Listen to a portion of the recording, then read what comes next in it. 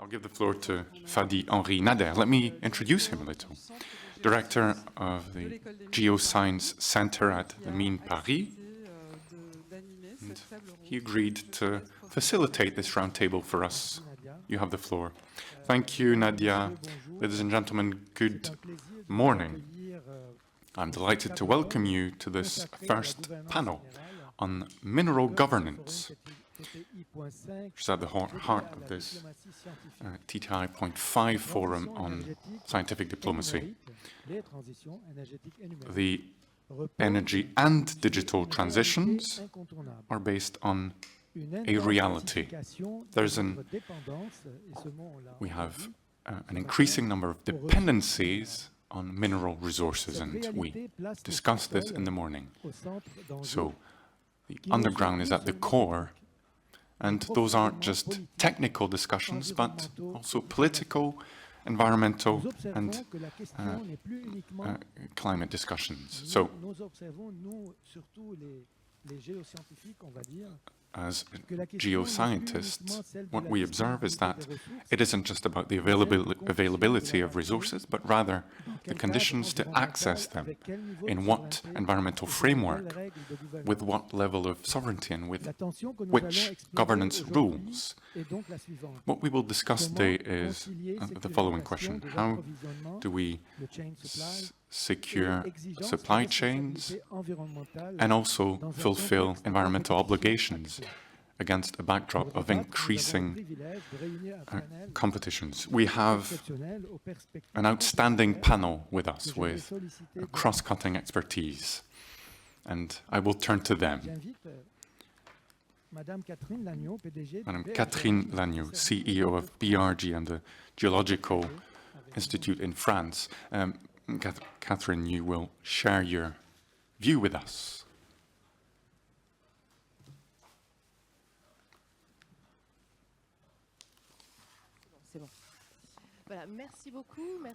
Thank you so much. Thank you for having me. I'm delighted to be here today. Now let me echo what Martin Briand said in the morning. The BRGM hosted one of your petit séminaires this year. I just want to say we were delighted to host it, and we will be delighted to host you in the years to come.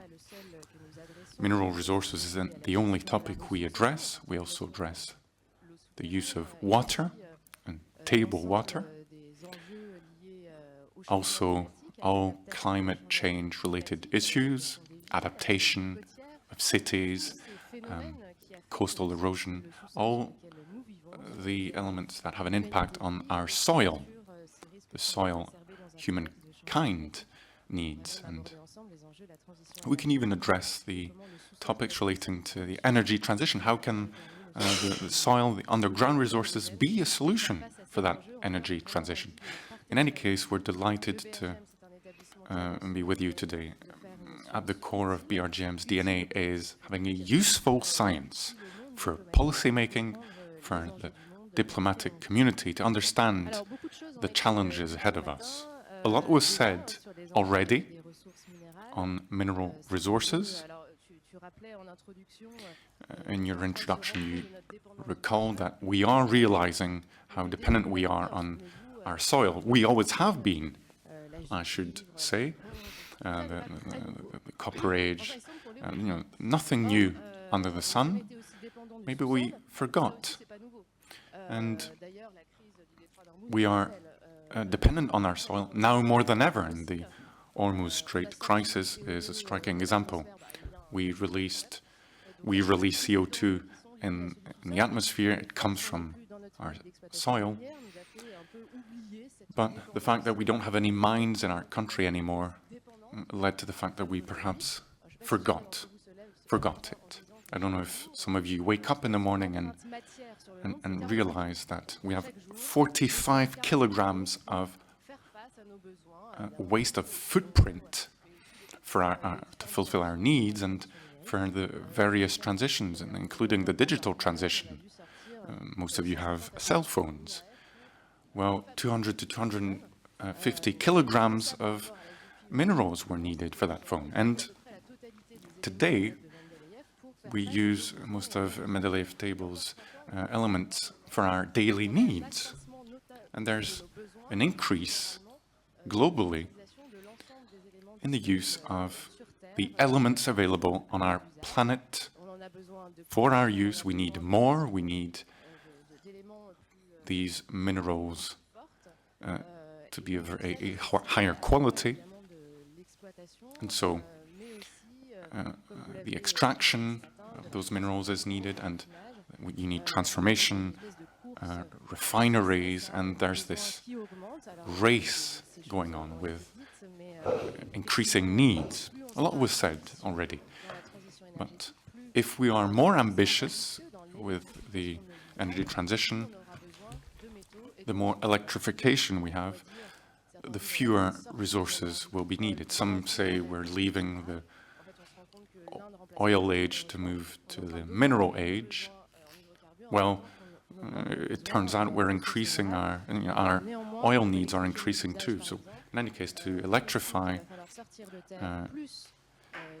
we will need more copper to be extracted than what was extracted since the beginning of humankind. So it cannot be the only solution. We also face a significant challenge. As of today, we aren't extracting enough copper for all needs. I'm not the one saying it.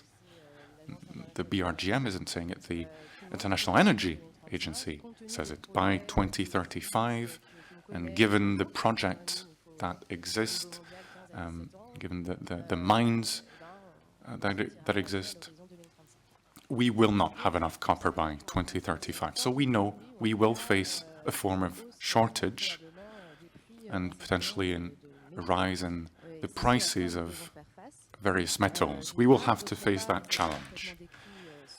And it was rightly described this morning, we rely on other countries a lot. China is an example mentioned for resources, but also transformation. China invested in the upstream dimension of value chains. And for cobalt, we also depend on the Republic of Togo. And France and Europe have this goal of reducing dependencies. We'll come back to it. I would perhaps just add and explain what the BRGM does. Formerly the BUMIFOM, so the French Overseas Territories Mining Bureau, was the ancestor, so to say, or predecessor. The Bureau worked on the resources in overseas territories, so we continued deepening the knowledge of underground resources, geological resources, and we recently had a focus on France's mainland soil, because the president asked that we take stock of mineral resources in France in order, as he said, to face the challenges of the energy, the climate transition. This was all part of the green transition planning, so it was important to be able to take stock of what was available for battery production, for electrification. We had to see what was at our disposal. And it turned out we weren't sure what resources were available. The tools used were different when a similar exercise was carried out in the 70s and 80s. And now we look for a lot more resources, 55. The scientific tools have changed, the methodologies too. So we need technology, science to know what is under our feet. Back then we could reach 200 meters underground. Now we have technologies that help us go deeper. We use geochemistry, and now we can go even further with our stock-taking exercise. So we analyze the soil, previously available samples to know what resources are available in France. Now, we will not have everything we need. Let's be realistic. We wouldn't have enough minds to meet our needs. So what is at stake from a diplomatic standpoint is huge.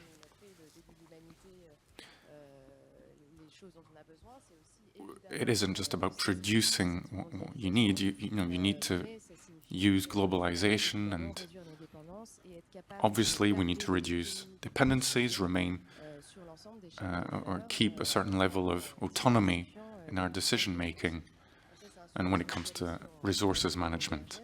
We work on those issues a lot at BRGM, because alongside IFEM, IFRI, ADEM, other energy institutions, the CEA, we work on this Mineral Resources Observatory for the industry in France. And as part of this project, the goal is to understand what our supply chains are and what our dependencies are. And there is diversity in them, depending on location, the refining needed, and so all along the value chain you have industrial processing that needs to be analyzed, and the dependencies need to be checked at every step. It can be difficult to foresee our needs and dependencies sometimes. You have an intertwining, you have co-productions, aluminium, for example, iridium-2 needed for electrolyzers and other devices. And, we're only discussing a few tons globally, but you also have platine, so we use that a lot. So we could envision shortages for some of those resources. It simply won't be economically sound to extract iridium or platinum. So there's a lot to say about our capacity to extract resources in a profitable manner and in environmentally friendly manner too. And that will certainly be discussed as well. There is an environmental toll. We accept that toll collectively. You can make a good omelette by breaking eggs at your neighbors. That's one way of putting it. And with the increasing needs, we will have to discuss, to address the environmental impact of our choices. And at BRGM, we also work on defining standards. What is a responsible mine, a sustainable mine? Will all impacts be taken on board? Will there be an attempt to reduce those impacts? And I'm thinking of the impact on water resources.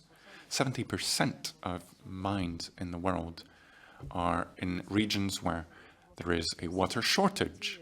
So climate change will worsen some of those issues.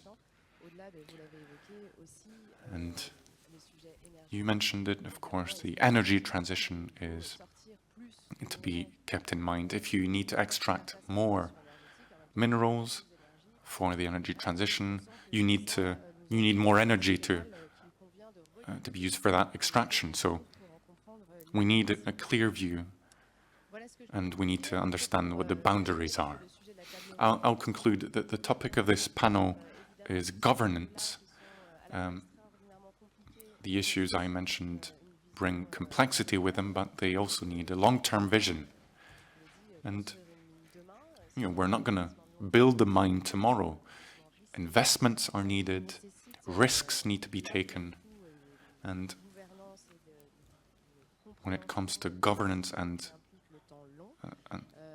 decision-making, we are dealing with the long-term spectrum, and we need a shared vision, and we might come back to that if we discuss mines in our country. We need a shared vision. What do we want?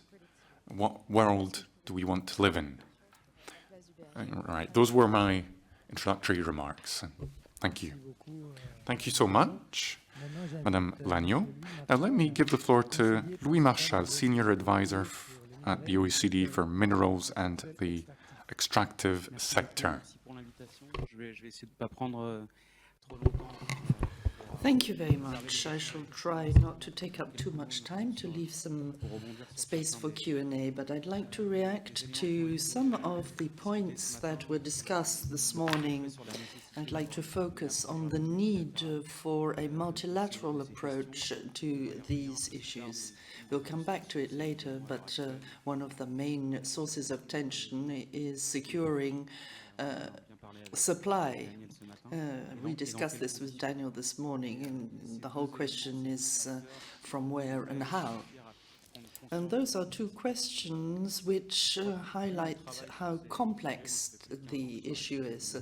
I've been working on this for years, and the more you look into it, the more you realize how complex the subject is: mining industry, supply chain, and the human factor, which of course is essential when you are working on this. And there has to be support to the mining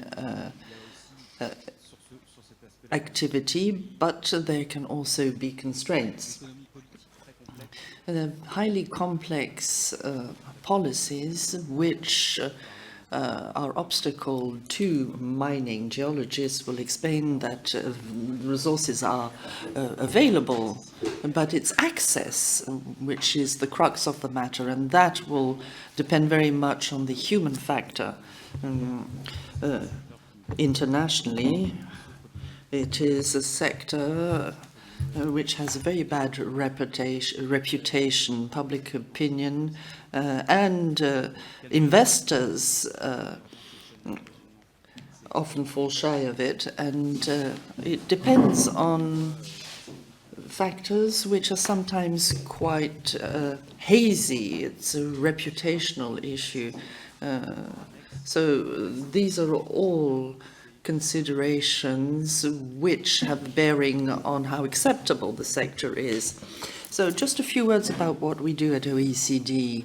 We're an international organization which obviously is very interested in multilateral approaches, and we develop work on critical minerals, trying to find a balance between securing supply and, just as legitimately, economic development in the wider sense, as was said very clearly this morning. For now, the focus is on critical minerals, but at OECD, we have long since adopted a holistic approach.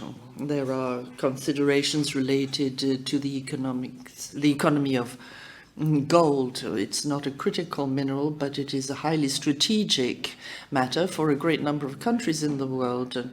But there are all these minerals which have been mentioned this morning. So what we try and find is the point of equilibrium between geopolitical considerations and all the other aspects.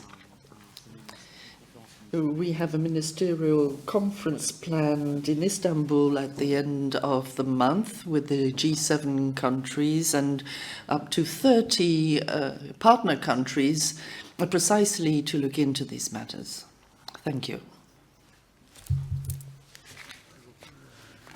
Thank you, Louis. So I'd like to turn to Pauline now, Pauline Bucciarelli, who is a postdoctoral researcher at Mines here in Paris. Well, thank you very much for the invitation.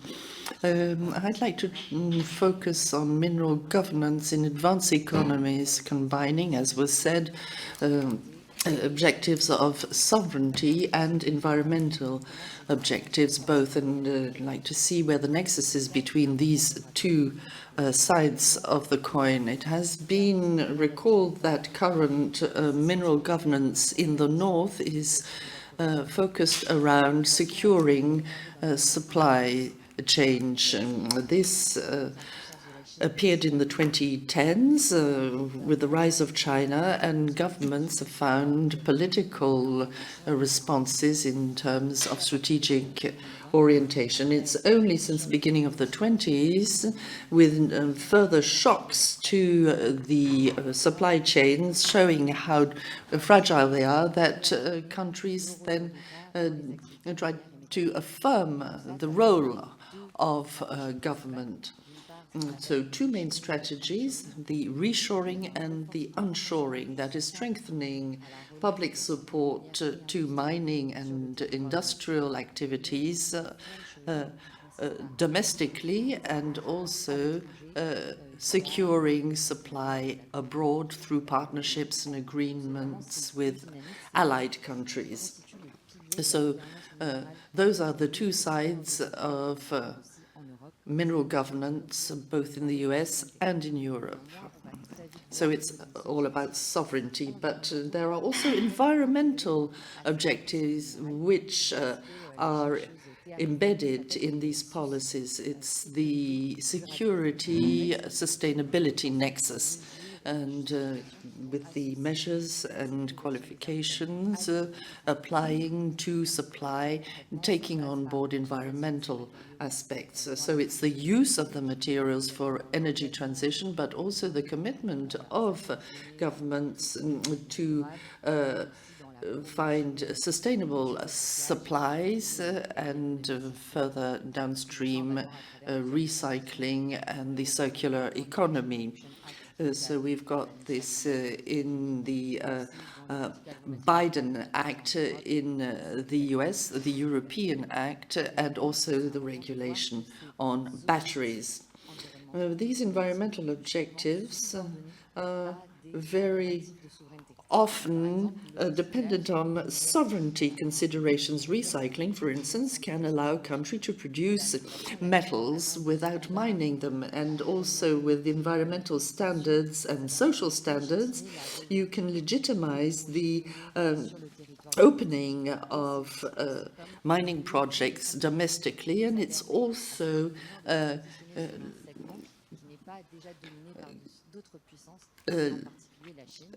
lever for competition, because central to it is a sustainable supply chain which could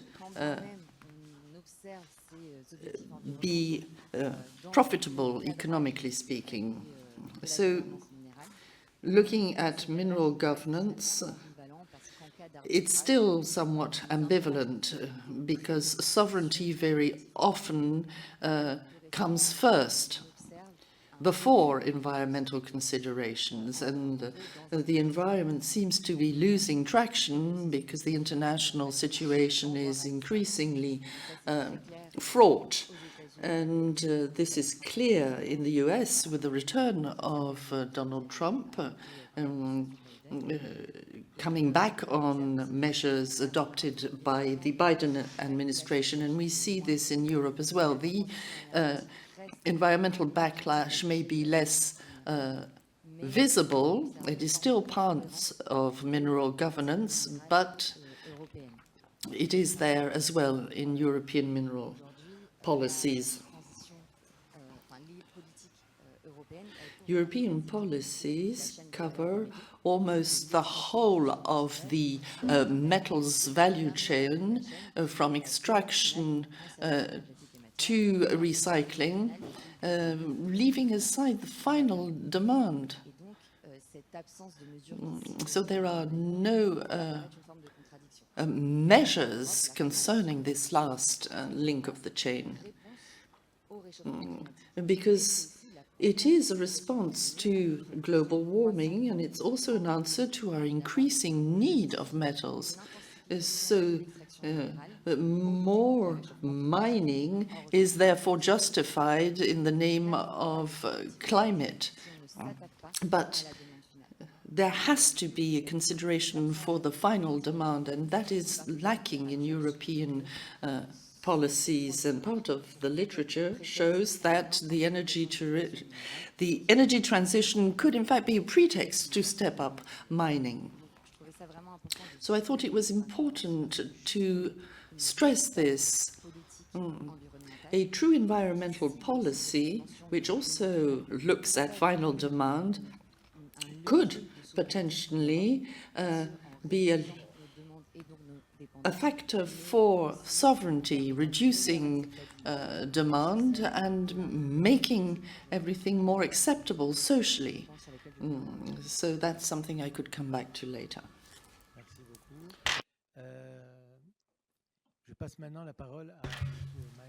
Thank you. We now move on to Maël the French Foreign Ministry. He's going to talk about diplomacy. Well, thank you very much. Thank you for the invitation. I'm in charge of the energy office, but the relationship between science and energy is something that I've dealt with for many years. I'm an engineer by training. There are quite a few at the Foreign Ministry. And it's definitely something that the young engineers here in this room could be thinking of. Science, diplomacy, and the economy are topics which are discussed more and more, and that's a very good thing for metal minerals. It's particularly true, but we can come back to that. So you're talking about minerals and metals. It's a highly geopolitical issue because it's all about the resource, and of course it's not just availability, it's access, the countries in which they are to be found, the lack of regulation, lack of energy, of power, of logistics. So what is needed is more overall approaches and cooperation between countries. It's not just about securing the materials. It was also said that oil and gas, which are not minerals, but they are also resources taken from the soil, have for a long time flowed through international trade, and there, of course, are vulnerabilities shown up by the Hormuz situation today. But so energy transition is, of course, a must, but there has to be a pragmatic approach as well, because China isn't acting based on environmental considerations, but probably simply because they don't have much by way of resources, and they need to transform their economy to be less vulnerable to the oil and gas situation. And therefore, they've moved to transition, and therefore critical minerals, developing industrial capacity from mining all the way to the making of solar panels with the magnets. So we're talking about metal minerals, but as was said earlier, it's all about value chains. And the late awakening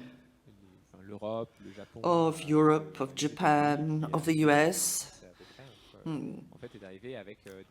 back around 2010, at a time when China was already weaponizing these critical minerals, the supply of some minerals was used as a threat at a time of a political conflict. So these metal minerals, considered as necessarily inputs in an open world, have become tools for negotiation. So this weaponizing, in fact, has strengthened and is continuing to become obvious. Since 2010, there have been other measures, but if you just look at this past year, China, for instance, in April set up the first export controls, strengthened in October 2025, and then lifted for a year, but we don't even know if that's going to be the case. And there is the extraterritoriality of uses made, and a certain number of points have to be met in order to obtain license. So there is this whole geopolitical aspect of supply, which is now becoming central, and it's not just China which has export controls. There's the DRC on cobalt. Indonesia is also looking to that for nickel, Malaysia for rare earths.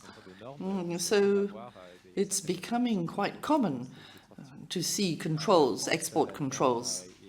Now, how about France? Well, France is part of the European Union. There is the European legislation we can come back to.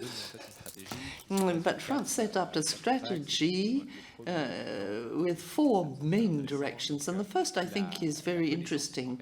That's about knowledge of dependency. The report was drafted in 2022, the Varin report, stating that there had to be a better understanding of the value chains. So the dependency, we looked at things with engineers from BRGM and the French Observatory for industrial use of minerals.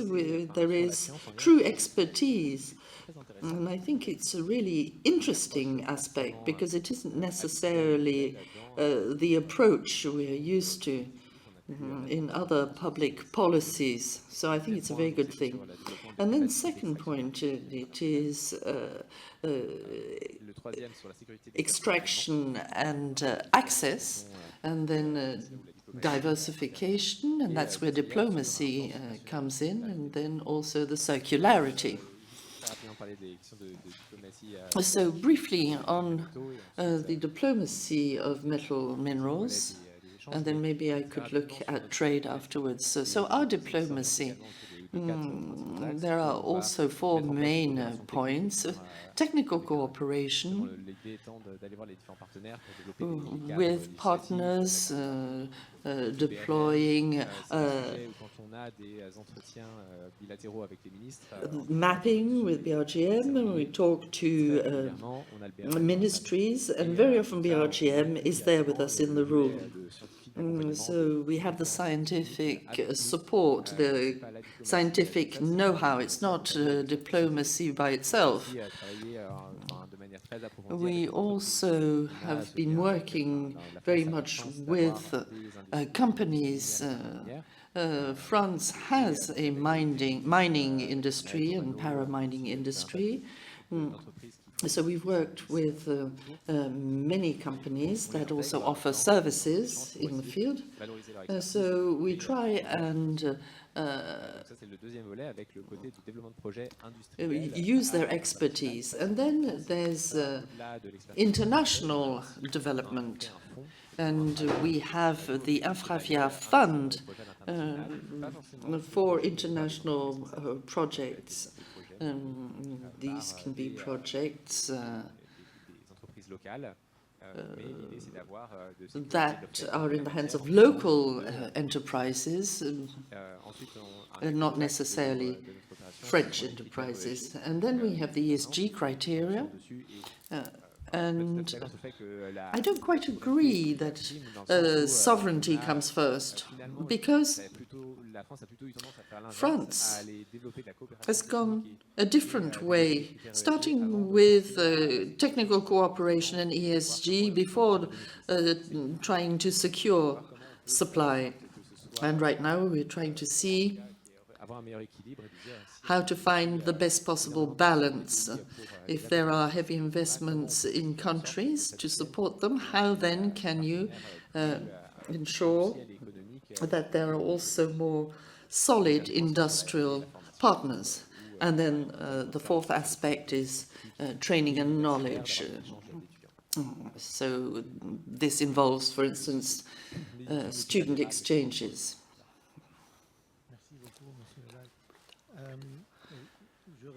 Thank you very much. I also have questions from the audience here, because there's one question which is closely related to what you just said, so let me read it out. Are there other scientific aspects to diplomacy beyond BRGM's expertise? Well, it's not just BRGM, although their expertise is essential to us. We really need them to have. We really need to have them in the room with us, because they are known internationally. They have their reputation, so they are our #1 partner, supporting us in understanding what is at stake, because we are not a specialist regarding minerals, so we need some input regarding projects. But of course we have other partners. And what we want to do, but it's another department, I don't know if my colleagues are here, there's another office which is in charge of cooperation in scientific and academic support with student exchanges and exchanges between scientists as well. So we have all these other players at various levels. What we do is to set the scene, to allow for the best possible forms of cooperation between France and partner countries. Thank you. Of course, it's not just BRGM, but let me just add something. Well, first of all, BRGM, yes, has been around worldwide for many years, and we have a good reputation. But sometimes what I hear is that if BRGM is seen as trustworthy in other countries, it's because BRGM has conducted stock-taking exercises, etc. So we've done things in countries where other powers have stepped in. Russia, China in Africa. So all these diplomatic aspects are very important. It's a whole French team, not just BRGM, but other partners. And we need to have a common vision. It's not just about expertise or laying the ground for other countries' expertise to take over. Let me go back to Professor Daniel Franks. Your talk, inspiring talk with a systemic vision, right? So what would it concretely mean in terms of institutions and mechanisms to consider mineral as a global public good?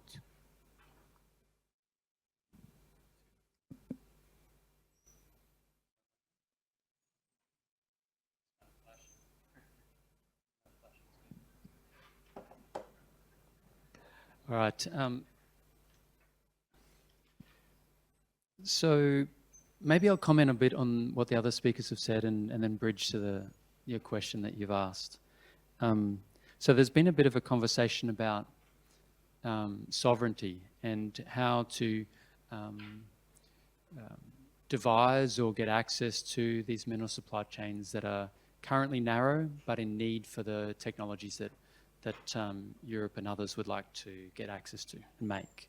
And I think that I guess the message I was trying to share this morning is that those of us from mineral producing countries, former colonies, we view that from a different perspective than the countries that are doing the importing. And a very large number of those countries that are exporting minerals are doing so in circumstances where a large portion of their population is in poverty. And so being motivated to supply the resources to the global north, it feels different when you don't get access to those products that are being made from those resources. And so what I'm trying to encourage is just some perspective on that and what that might mean for partnership building, because I think there is an opportunity to get mutual benefit from focusing on mineral value chains for those countries that are producing minerals and those countries that are consuming minerals. And sometimes that mutual benefit isn't just to participate in the supply chain. It isn't just to get a greater, downstream component in your producing country. It isn't to have better environmental and social performance from that sector. Although those are good things, they're things that sometimes we've had problems with trying to achieve. We've been doing this as a, in terms of sustainability and development from mining for decades now. It's not just critical minerals, it's of all the minerals we've been trying to pursue these ideas to improve outcomes from them. And it's sometimes difficult to achieve those things. And so I guess what I'm offering as a different perspective is that maybe we can also care about access to the minerals and products we need for survival as a new means by which we can do mineral diplomacy, a new means by which we can talk about partnership building with nations. And it opens up a separate conversation. So the conversation isn't just how can we supply lithium to you or tin to you. It can be, you've got a lot of skills in different areas of industry. We need those skills, maybe not in the lithium supply chain or the tin supply chain, because those products aren't really the products we need right now, but we might need it in the cement supply chain, where currently it's very difficult for us to import clinker or even make clinker because of energy. Maybe, Switzerland and others have invented a new form of cement, LC3, limestone calcine clay cement. It's half the carbon of traditional cement, but it's also can be made from local materials. So maybe that's the kind of conversation that we can have that opens up this mineral diplomacy beyond the usual discussion of, how can we get access to resources as the global north, and how do we get benefit from supplying those resources as the global south. Now, in terms of how would we like to see a mineral security lens put in practice? Well, our work came from bottom up. We had the ideas because we've been doing work in the field, because we've been working with people on meeting their needs with minerals, and in a way that it's about empowering those that are already doing it. And so, in addition, I mentioned in my talk memory and her bobbins in Malawi, but there's tens and tens of cases that we've worked on in the field to empower and support those people to make those mineral products available to the rest of the population in need. Examples are, we work on rocks for crops. Mineral fertilizers, hugely expensive to import and very difficult to access if you're a small-scale farmer. But there's lots of rocks that can be crushed with very artisanal methods that give you the mineral inputs that you need for better crop growth. And so we've been working on that issue. There's a big movement in Brazil called the BRGM movement that's been pioneering that. So that's one area that we could see greater mineral diplomacy about meeting mineral security needs in terms of fertilizer and rocks for crops. I mentioned LC3, but there's a wide array of construction materials. Shelter is key to human survival, right? But getting access to good quality construction materials is really, really tough in many parts of the world. If you think of all of those urban poor in the slums of Mumbai or in outside of Rio de Janeiro in Brazil, getting access to good quality construction materials can mean, the difference between a decent life and one that's very, very difficult, right? And so we've been working on soil stabilized bricks. In Cameroon, we've got cooperatives that we've been supporting so they can get access to rebuilding after the conflict from Boko Haram. There's cobblestone road building projects. There was a mayor in Ethiopia, and he came to Europe for a conference. And he looked at all of the Roman-built cobblestones across all of your great cities and said, why can't we do that in Africa? So he goes back to to his hometown in Africa, and they've got all the stones, but just didn't have the masonry skills that were needed to build cobblestone roads, because importing asphalt for concrete, asphalt roads is super expensive. So they invested in those skills, and with German assistance, now they've got a huge masonry resource base in the country, and they've paved thousands of kilometres of roads, and there's 500,000 people that have been employed from that project. So you can see that these different ideas around what minerals could be used to reach what questions of development are the ways in which you can address that on those short supply chains. And on the longer supply chains, where we do need a global integration of industry to make a solar panel or a lithium-ion battery, that can't be done, across one country or a couple of countries, right? There, I just think we need to make sure that when we're leveraging those agreements and those partnerships, we're thinking about how developing countries can get access to those products back, because that's a key issue. Like, developing world can't just be the supplier of the raw materials to make all of these things. They've got to have access back to these transformational products. Otherwise, we're not going to dent that 1 billion people in poverty. Okay, thank you. So in a way, that's also another question from the audience. Do you agree with the European Commission identified list for critical minerals? It's not for me to. I'm from Australia.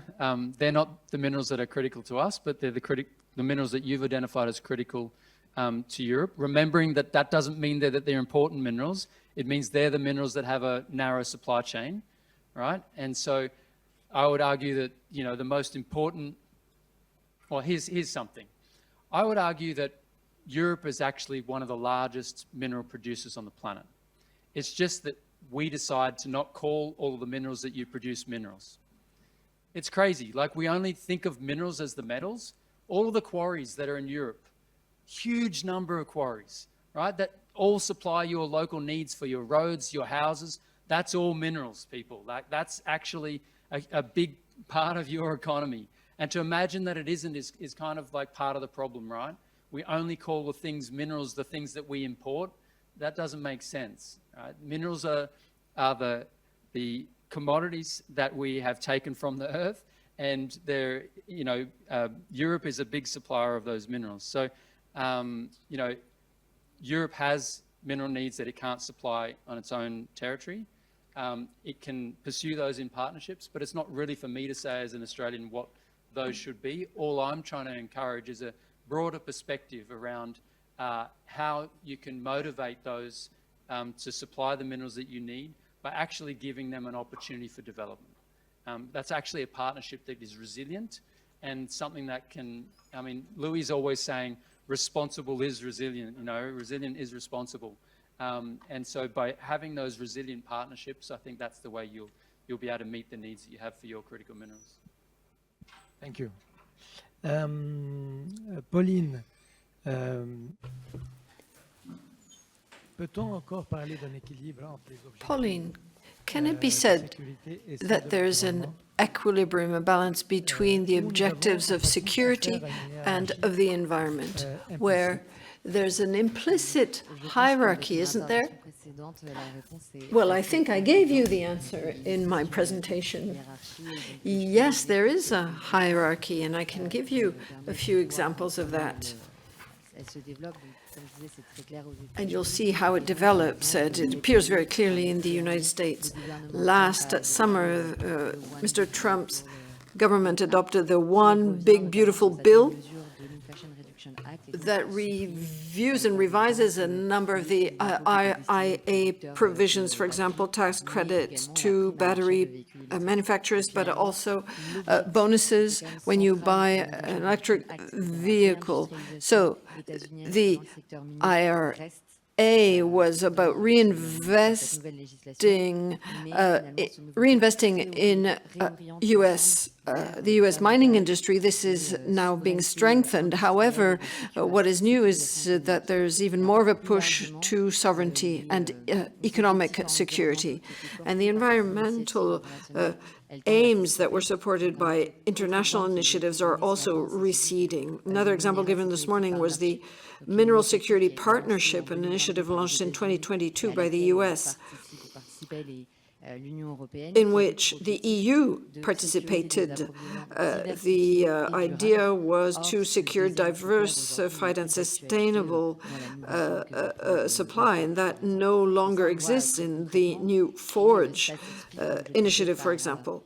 And that can be explained by increasing tensions, geopolitical tensions, but also by economic factors. If you take the EV example, the sales of EVs aren't as high as was initially estimated, and the green bonus for sustainably produced metals was also probably overestimated, the green premium. And so there's a bit of a rollback. And in Europe, yes, there is indeed a hierarchy, as you can see with the fast-tracking of mining projects.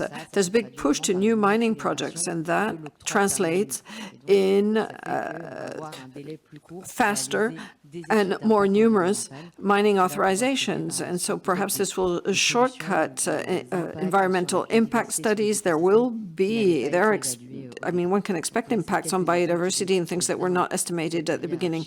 So I think that is illustrative, that hierarchy we were mentioning. Thank you. I would like to come back to diplomacy. Mr. Lebaille, how do geoscience and scientific disciplines in general, to what extent are these incorporated in the diplomatic aspects of securing supply chains? Well, maybe I didn't talk about this, but in terms of metals and minerals diplomacy, our aim is to support diversification. As Catherine said before, sovereignty is not about autarky or autonomy. It's about diversifying projects, locally based projects. And so we know which parts we can welcome in France and in Europe because we are working with European partners.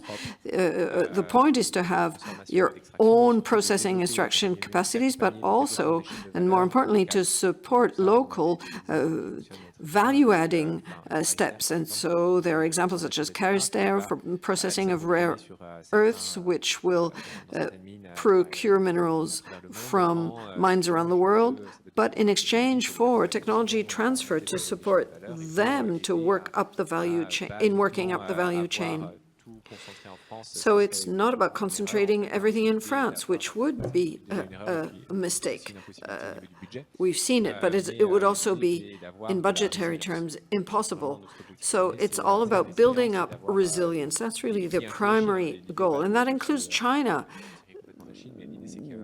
There's talk about circumventing China around, but circumventing China, but let's not forget that they produce 90% of the rare minerals and the capacity. And so there's a technical subject. All industrial players know the BRGM. They know where to get geological expertise.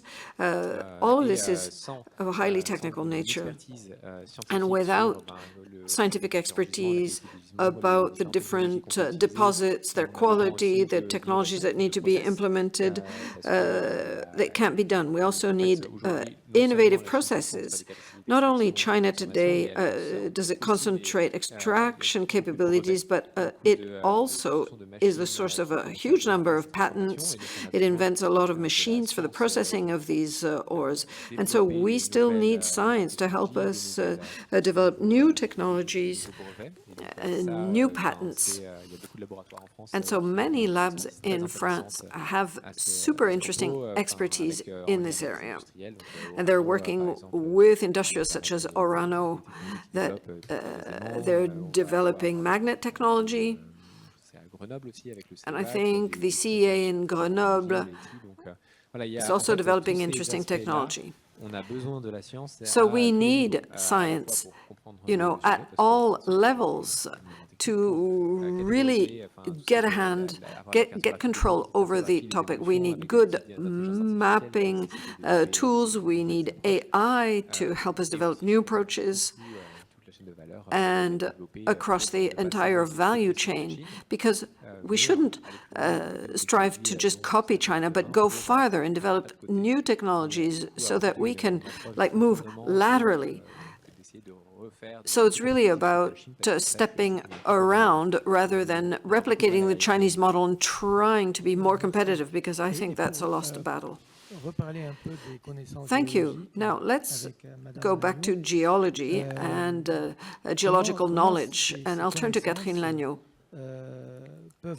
How can this expertise or that scientific knowledge, how can it serve as a base for transparent decision-making and good governance in minerals?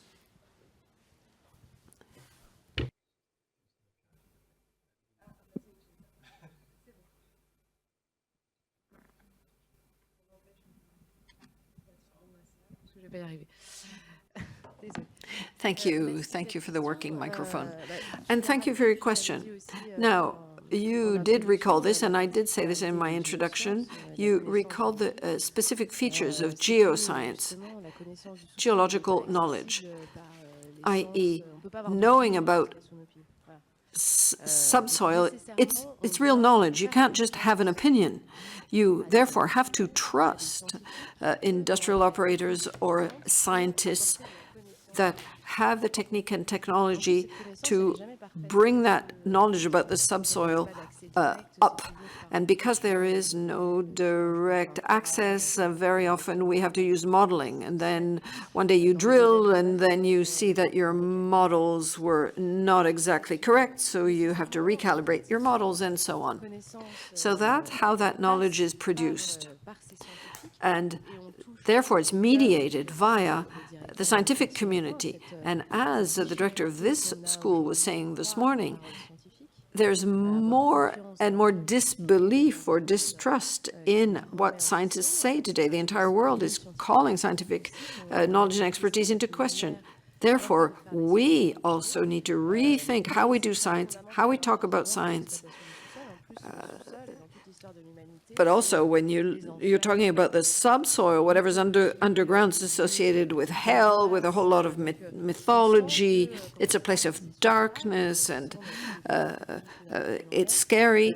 And so this comes to the fore in our public debate. There's a lot of tension, a lot of fears. People fantasize about a lot of things. And so in an era where there's distrust vis-a-vis scientists, recreating that trust is proving very difficult, but that is what we're trying to do. And I'd just like to take a sidestep and talk about how science is rethinking how it does science. There's a lot of talk about collaborative science. The BRGM, we also deal with hydrology, and so we're thinking about we're working on building collaborative models with local populations, because that popular wisdom, that lived experience of resources, in terms of hydrogeology, they know how the aquifers, groundwaters work, how springs and sources function, and that knowledge is handed down from generation to generation, and we need to see how we can incorporate that in our modeling and how that can help us choose the right parameters and variables in our models and work together with communities on solutions to shore up what science says. So in the places where we work, we've changed the way we explain difficulties, challenges, the way we share our knowledge with communities, and the other way around as well. So that is definitely a challenge for all of us, for all scientists. We have to be more multidisciplinary. We have to decompartmentalize, not just work in geosciences, but incorporate, the human sciences, the humanities, and other types of knowledge related to the subsoil. And I think that will help build up trust. So a second topic, transparency and trust in the management of mineral resources. I think it's important to have moments such as this one, where we get an opportunity to explain what our materials footprint is in the world, to explain what it looks like. Our forefathers knew locally what kind of footprint they had on raw materials, but with our modern means of consumption, materials are extracted and then used elsewhere. Therefore, not seeing, what's in our everyday products and what effect that has on the planet really changes things. There's also the environmental transition. Of course, when we talk about sovereignty, the main objective of that is defense. We need all of these minerals, etc., to produce weapons, and we've seen that come to the fore very starkly, very recently. So these are political choices, and these political choices have physical consequences, but there are also physical limitations to those choices. When we say, we're going to make digital twins of everything, no, that has a huge impact on our materials. The more we go digital, the less concretely we see the impact on raw materials, on resources, while we build huge data centers. So we have to build up trust in the choices we make. Then there's another topic related to trust and transparency, and that has to do with data availability. Our role at the BRGM, the National Geological Research Bureau, is to make available the data and the knowledge related to the subsoil. So we publish geological maps. We have the subsoil database. Anybody drilling more than 10 meters must share that data, and which we then make available to the public. But then that poses the question of data in relation to this inventory.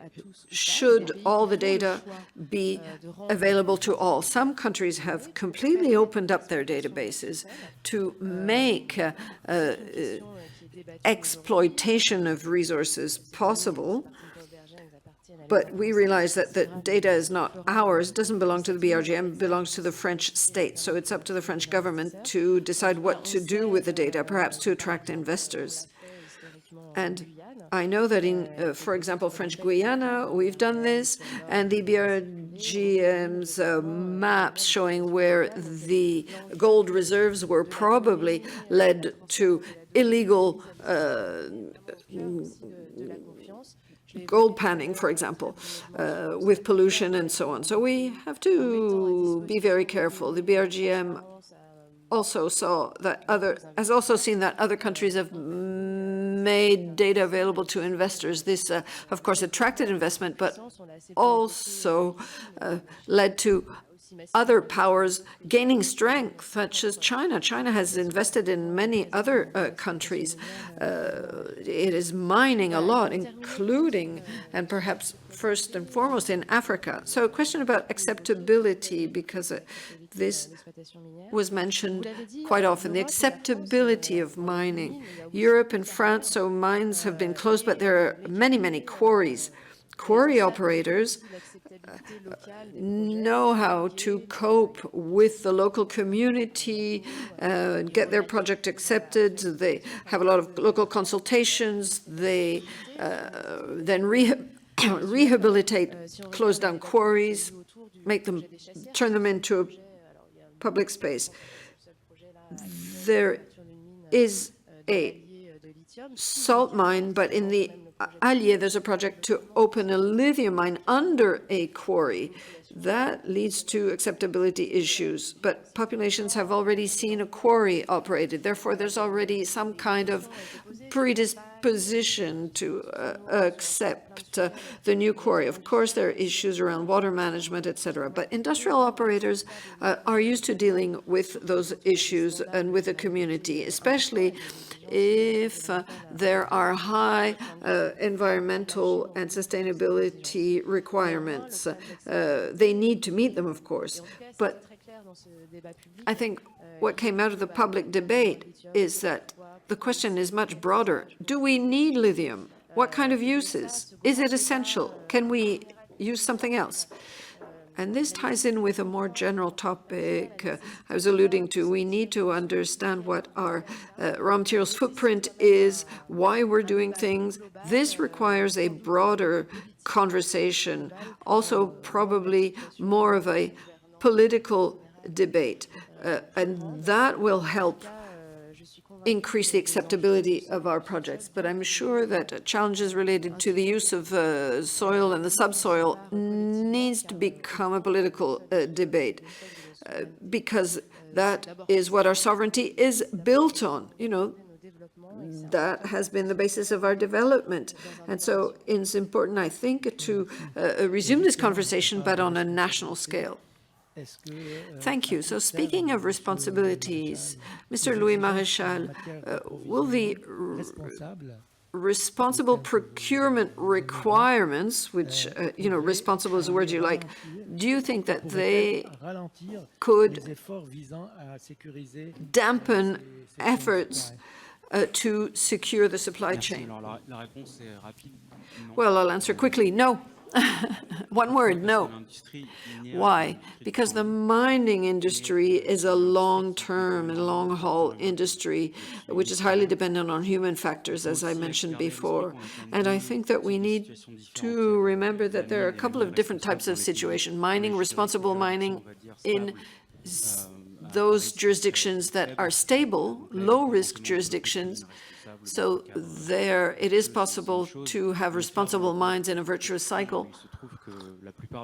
But in more complicated contexts, which is usually where most of these resources are located, that's a different kettle of fish. And the OECD, as Emmanuel said earlier, says that to build reliable, resilient supply chains, of course, they need to be responsible as quickly as possible. That means it should develop they should be developed in countries where the rule of law is guaranteed, where negative externalities are under control, where there is extensive and seriously conducted consultations. Because without those, you get low-grade disruptions that will end up impacting mines.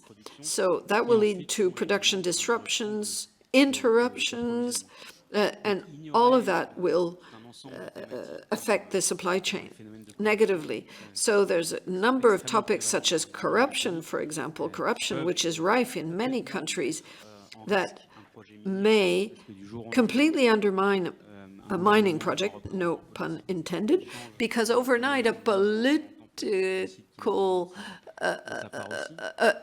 a policymaker may decide that they want their share. And so, speaking quite frankly, but that's often the case in many countries with natural resources. So you need to invest in the rule of law, in guaranteeing the security of extractive sites, investing also, we can talk about it, in interactions between large-scale and small-scale resource exploitation, and ensuring that everyone wins is very important, because otherwise it generates frustrations, resistance. It means that no value will come out of that mine, and it will also dampen the interest of investors. There are many asset managers that, in the end, are not really investing in mines anymore because they don't know how to make the sector attractive. Therefore, they have put together an investment framework designating companies that are good to invest in because they've met these requirements in terms of investor responsibility. So those investors, as long as those investors are not there, no one will be able to achieve those production targets. And so this is not just in mining, but everybody has to do away with red tape or abandon the harshest legal requirements. So some requirements took 20 years to be introduced. Of course, we can't just sweep them aside. But there are some tensions that can be observed, and I think that they are threatening because we may end up in an increased situation of dependency 10 or 15 years from now. It's completely counterintuitive. A lot of people are saying, no, let's simplify things, we'll just go for it. No, that's not how it works. History has shown it. Therefore, it is very important to learn from our mistakes and stay the course, which is quite difficult. You know, when you defend a counterintuitive position, it's very hard to convince people. Right now, I think the topic is often being dealt with in a hysterical fashion. After Russia's invasion of Ukraine, that's when the topic really came to the fore, and many governments developed a sense of urgency. And good decisions are never made under the pressure of urgency. So we really have to think in the long term, where do our interests lie? Because I'll remind you all that mining is a long-haul business. Thank you very much. I would like to address another topic now on small-scale mines. Artisanal or, just small-scale mines. Are small-scale sites realistic? Can their production be incorporated into responsible supply chains, or do they represent structural limitations? Well, thank you very much for bringing that topic, putting it on the table, because many of us are interested in this. I would say that this is the invisible aspect of the mining industry. There's a figure which is perhaps not accurate, but small-scale artisanal mining accounts for 90% of labor, for 10% of production, and large-scale production, you have exactly the opposite ratio. And whether you're talking about gold, local development minerals, etc., lithium, small-scale lithium mining is developing a lot in Zimbabwe, Rwanda, DRC, cobalt, etc. Small-scale mining is really on the rise, and therefore we should pay greater attention because production is rising, and this is a real source of employment. So since we were talking about production countries, tens of millions of people get direct jobs via small-scale mining. So hundreds of millions of people now, get jobs through this. As for integration into value chains, well, it's already done. Small-scale cobalt production in the DRC is already part and parcel of the global value chain. Why? Because it's impossible to tell where your mineral comes from, big mine, small mine. And this is even truer for gold. Everything gets blended together. And so that's something that really is not visible in terms of subjects today. But with the increase in the price of gold, more and more small miners want to get into it. And so for producing countries, it's very important to take this into account. And the OECD is working with many countries on the supply chain for critical materials. And we were talking about metals. When we approach countries that produce critical metals, we have to talk about how they regulate or oversee small-scale mining. And And we talk about small scale or artisanal, but it's less and less artisanal because many organizations, criminal, terrorist, or proxies for other states, these types of organizations are taking control. We even have semi-mechanized mining with huge environmental, social, criminal impacts, completely inflated. So this is definitely a topic on the agenda that the G7 is likely to discuss, and it is quite urgent because that's a fundamental problem in the mining sector in general. So we should not have a silo approach to mining. You know, the governance in mining is not governance in the mining of critical materials. Everything has to be subsumed by the approach. So we have to have a holistic, comprehensive approach to the industry, because otherwise we won't achieve what we want to achieve. Thank you very much. Ms. Bucciarelli, do you think that resource sufficiency can become a driver of sovereignty?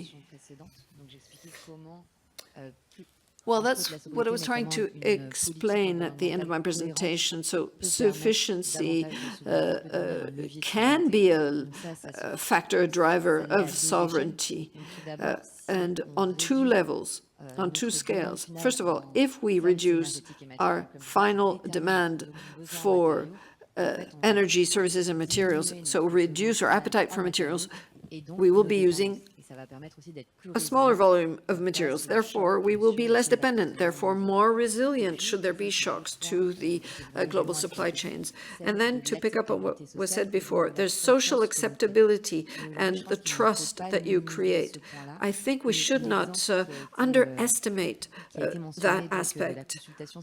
So someone talked about citizen consultation as a part of the lithium mine to be open in France. Maël, a political science researcher, analyzed the citizen consultation that took place, and he highlighted that the local communities realized that there were inconsistencies in the public narrative around, or the government narrative around the project and the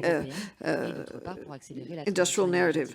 The narrative was to accelerate our ecological transition, to help with electrification. But today, EV manufacturers today are mostly producing SUVs and that use a lot of lithium, so not durable. And that was pinpointed by community associations. That's why it's very important for us to have a coherent, consistent policy. That is what will drive acceptability. The reindustrialization of Europe needs to be based on a social contract that is just, fair, and will not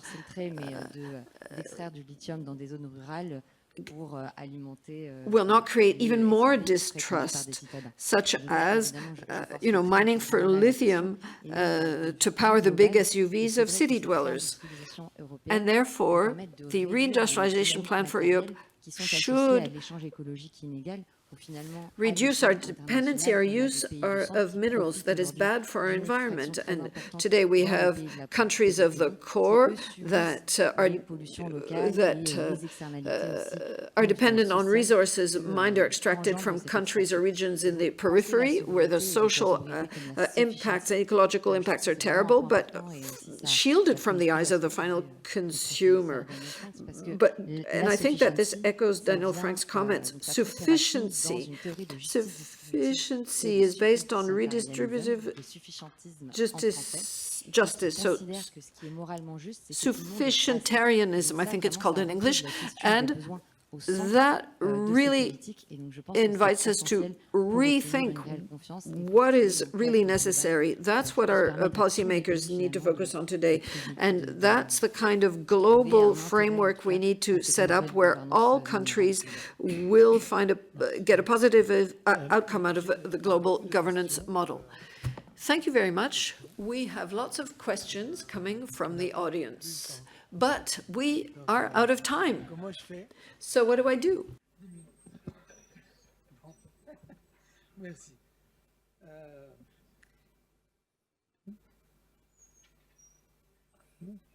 Alors, je propose que les questions spécifiques What I would suggest is, if you have specific questions, well, ask them directly to our speakers during the breaks or during the lunch break. j'ai une question en anglais. I do have one in English, which I will read in English. Capacity to create a solid circular system to minimize the extraction and use of virgin material.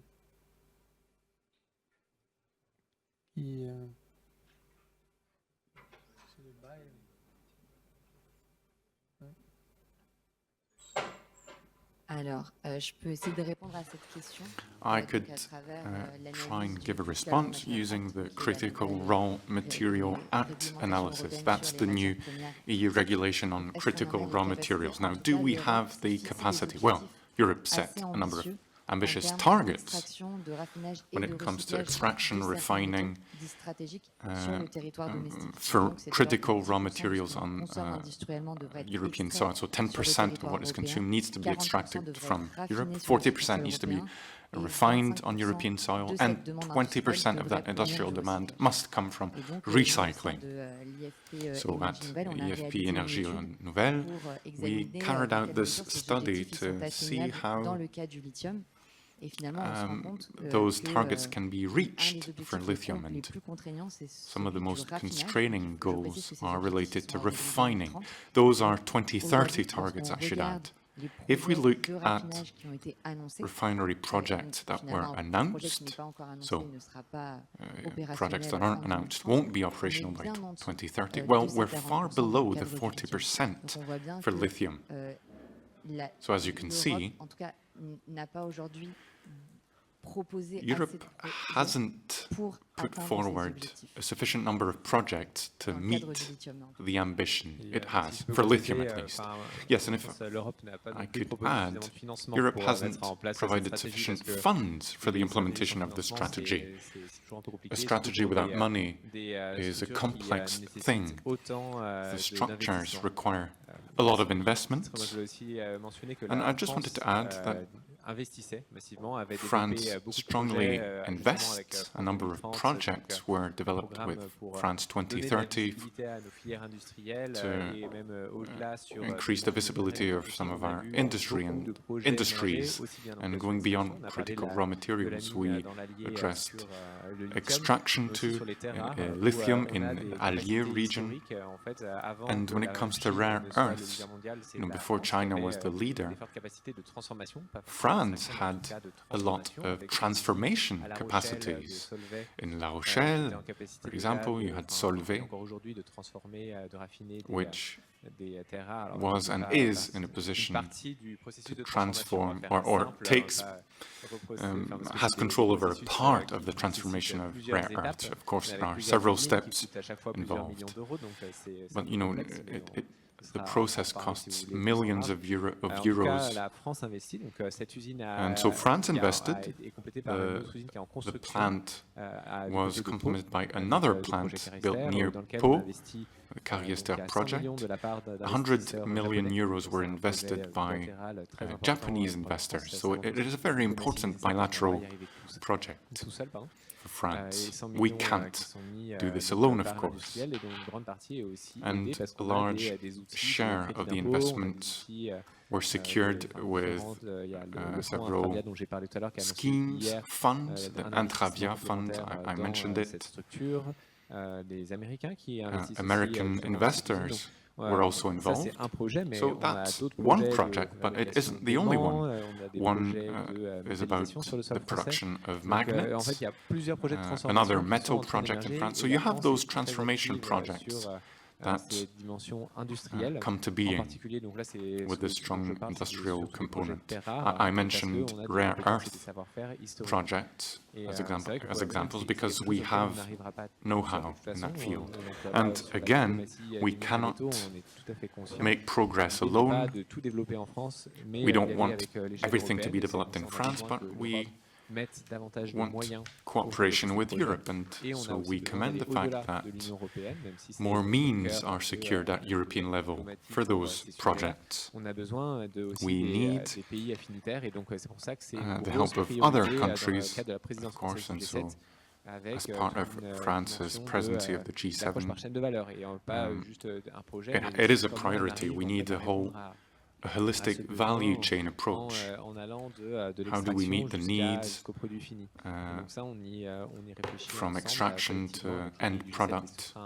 So that is a collective reflection with the members of the G7, and the Leaders' Summit in June will address those topics. And also ESG and traceability criteria are important.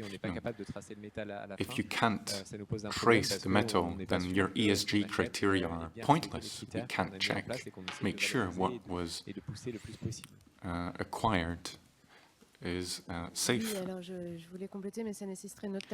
Now, I wanted to briefly add, although we could have a whole round table on that topic, I wanted to say a few words about recycling and the recycling capacity. There are some metals we already recycle well, copper, steel, etc. But when it comes to rare earths,